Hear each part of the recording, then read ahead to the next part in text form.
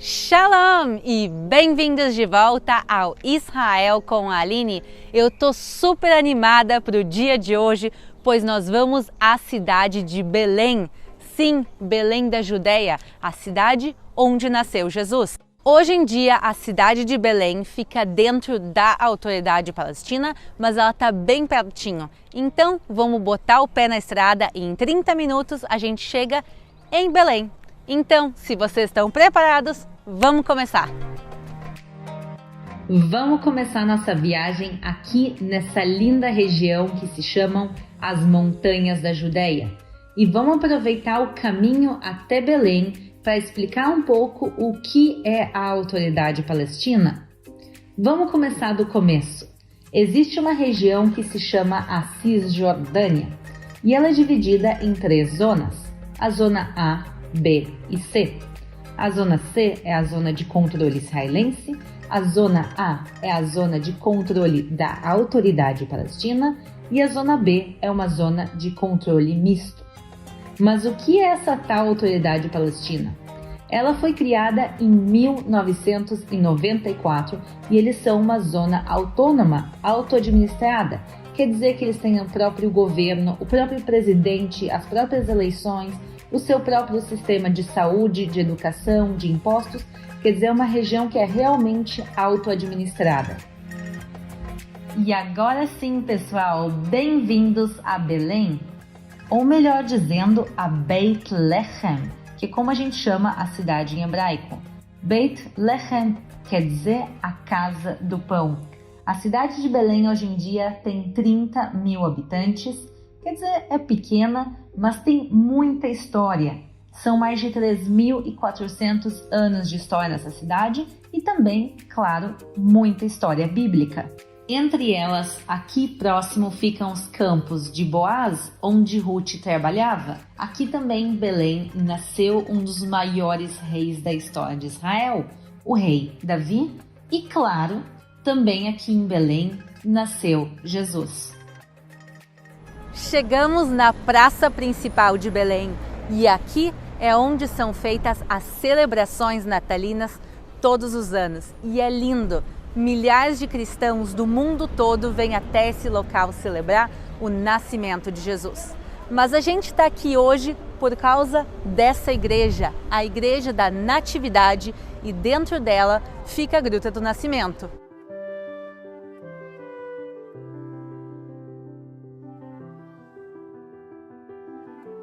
Mas antes de a gente entrar dentro da igreja mesmo, eu tenho uma pergunta. Por que Jesus de Nazaré nasceu aqui na cidade de Belém?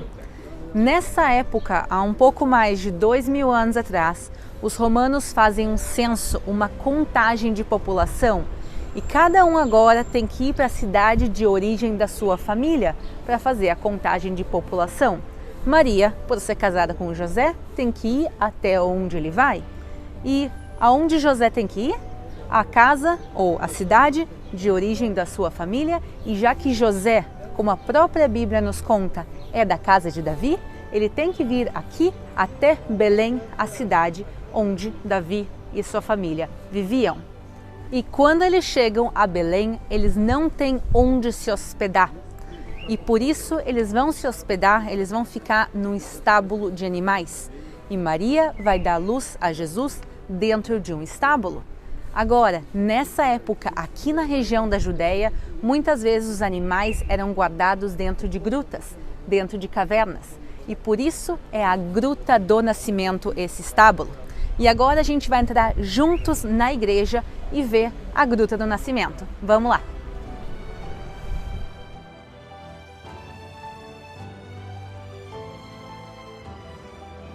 Aqui na porta da igreja a gente consegue ver as fases históricas também. A gente consegue ver lá em cima o marco da porta original. Tinha uma entrada grandiosa na igreja e ela foi sendo diminuída ao longo dos séculos. A gente consegue ver aqui também o arco do período cruzado, mas a igreja hoje em dia ela tem uma entrada bem pequenininha e por isso essa porta também é conhecida como a porta da humildade. Porque todo mundo tem que se prostrar, tem que se curvar antes de entrar nela, mesmo que um rei chegue aqui, tem que se curvar para poder entrar na igreja da Natividade.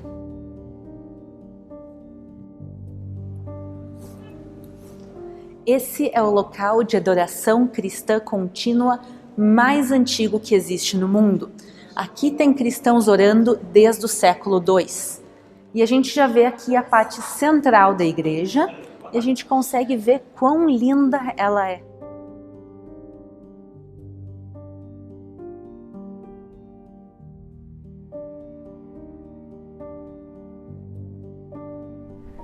E a primeira construção feita nesse lugar não foi uma construção cristã.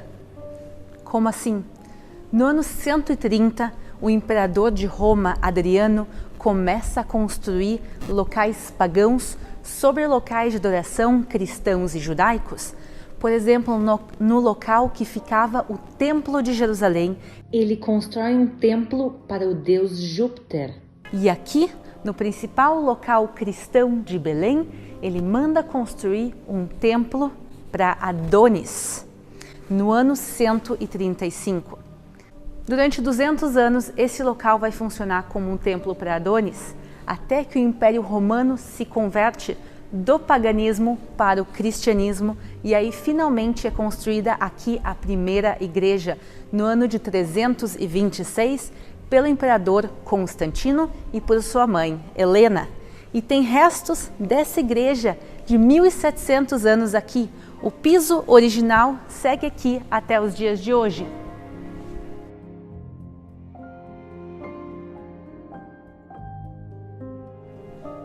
Mas essa igreja passou por muitas reviravoltas.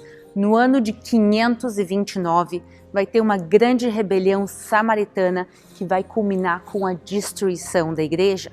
E ainda no século VI, o imperador Justiniano ordena a reconstrução da igreja, e essa igreja que a gente vê até os dias de hoje. A gente está vendo, pessoal, uma igreja de 1400 anos de pé e em funcionamento. Ela é a igreja mais antiga de toda a Terra Santa. Mas por que não tem nenhuma igreja desse período?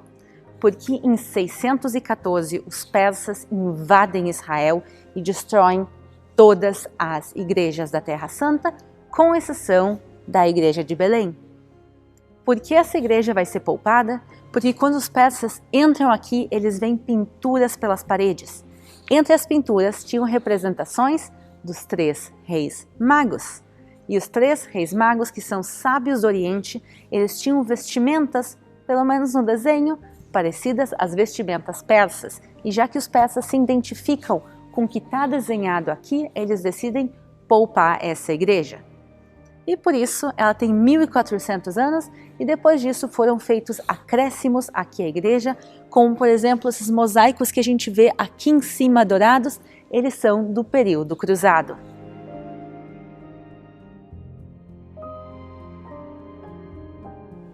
Como a gente consegue ver aqui atrás, a igreja no momento está em restauração. A gente consegue ver aqui a lona e os andaimes. A igreja está em restauração desde 2013. Eu vou colocar agora para vocês fotos da igreja antes da restauração e a gente vê como ela está agora e a diferença colossal que tem entre um e outro.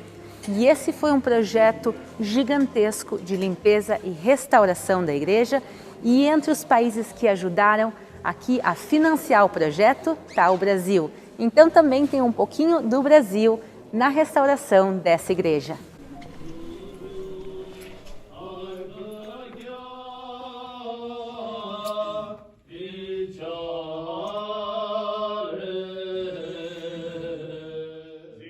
A custódia da igreja hoje em dia é dividida entre 5 denominações cristãs. Quer dizer que cada um deles guarda um pedaço da igreja. Os principais são os gregos ortodoxos, mas a gente também tem armênios apostólicos, romanos católicos e também um pouquinho para os coptas e para a igreja ortodoxa síria. E olhem que legal, a gente chegou aqui e a gente está vendo que dentro da gruta nesse momento está acontecendo uma cerimônia da igreja armênia. Então a gente está ouvindo os cânticos deles, também dá para ver o incenso que eles estão colocando e assim que eles terminarem, a gente também vai poder entrar.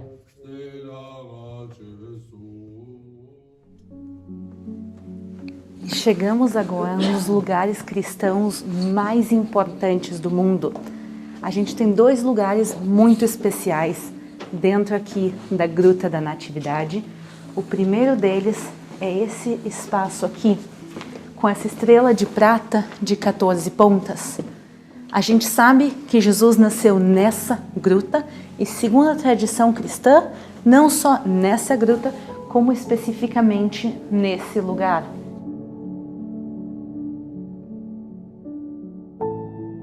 Quando a gente vem aqui numa época normal, a gente vê milhares de peregrinos aqui diariamente fazendo filas para poder vir e tocar nesse local.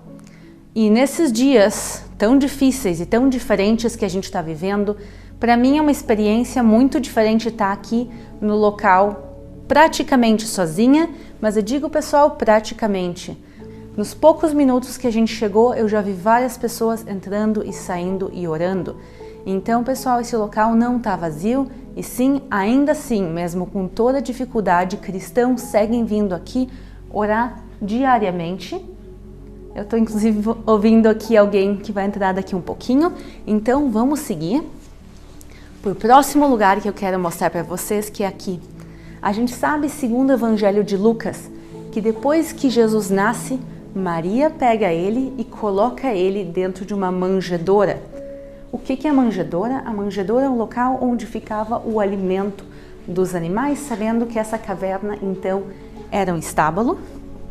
Então aqui descendo, a gente consegue, pessoal, ver partes originais da gruta. Eu sei que tem muitos acréscimos que foram colocados aqui ao longo da história, mas se a gente olha embaixo deles, a gente consegue ver partes aqui originais da gruta. Eles estão aqui pretos por causa, a gente consegue ver por causa da fuligem das velas, que foi sendo acumulada ao longo dos séculos, mas o mais importante é aqui, esse é o local da manjedoura, pessoal. Então nessa gruta a gente tem o local do nascimento e também o local da manjedoura demarcados.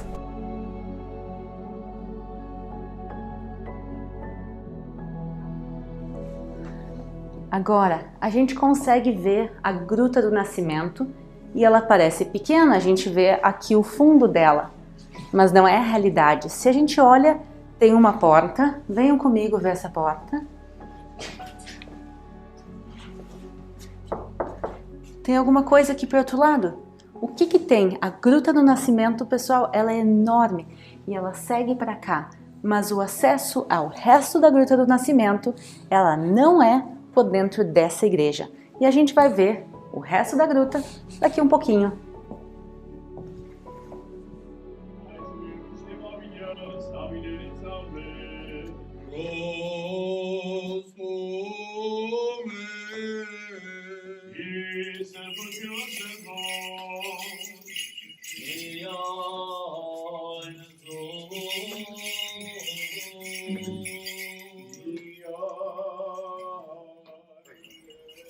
Estamos em abril, mas o clima de Natal de Belém dura o ano todo. Inclusive aqui em cima a gente consegue ver luzes e decorações natalinas. Claro, na época de Natal tem bem mais, mas no ano todo tem um clima muito bonito natalino na cidade. Lembram que quando a gente estava dentro da gruta, no fundo dela, a gente viu uma porta. E a gente sabe que a Gruta da Natividade, ela segue, mas ela não está acessível dentro da Igreja da Natividade, onde nós vimos, só até aquela parte. Onde está o resto da Gruta da Natividade? Dentro dessa igreja. Ela se chama a Igreja de Santa Catarina de Alexandria. Ela é uma igreja católica e agora a gente vai entrar juntos e ver o que tem no resto da Gruta da Natividade e vocês vão ficar impressionados quão grande essa gruta é.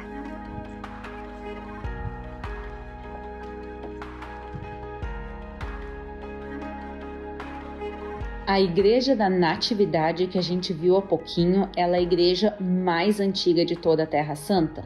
Mas essa igreja que a gente está caminhando agora, ela é bem mais moderna. Ela é do século XIX, construída em cima de restos de construções bem mais antigas. A primeira construção que se encontrou aqui nas escavações arqueológicas é um monastério do período bizantino. E a igreja, como vocês podem ver nessa foto aérea, ela é colada com a igreja da Natividade e a gruta se conecta pelo subsolo.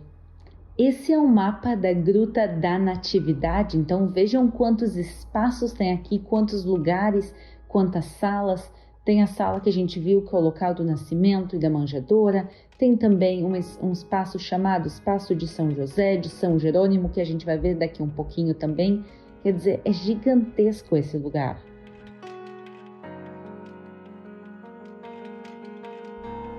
E chegando aqui bem pertinho, a gente vê essa porta aqui.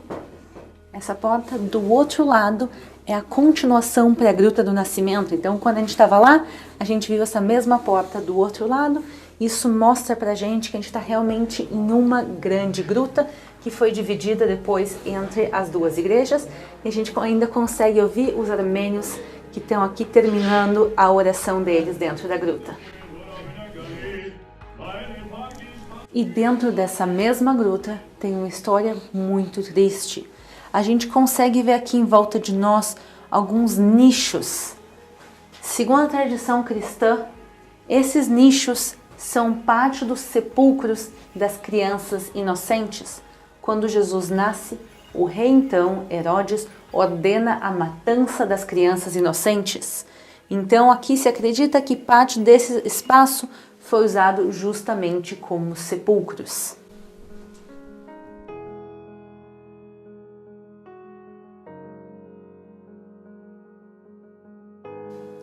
E aqui na continuação da gruta, nesse espaço viveu São Jerônimo. A gente consegue ver aqui ele representado com uma Bíblia nos braços. O que ele fez aqui dentro desse espaço foi a tradução da Bíblia para o latim, também conhecido como a Vulgata.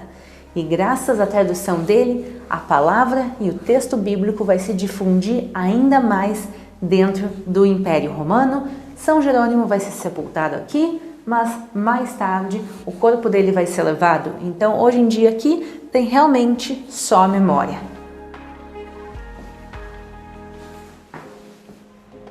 Estamos agora saindo da igreja, mas eu tenho mais um recado importante. Mas vamos aproveitar agora e ter uma vista bonita da cidade de Belém. E eu quero agora anunciar que o nosso canal tem clube de membros. O que isso quer dizer? Quer dizer que vocês podem ajudar o nosso canal e os nossos novos vídeos e também receberem conteúdo exclusivo. Então aqui embaixo tem um botãozinho que está escrito Seja Membro. Cliquem lá e confiram as opções de membros aqui do canal. No canal tem vídeo para todo mundo, todas as quartas e domingos.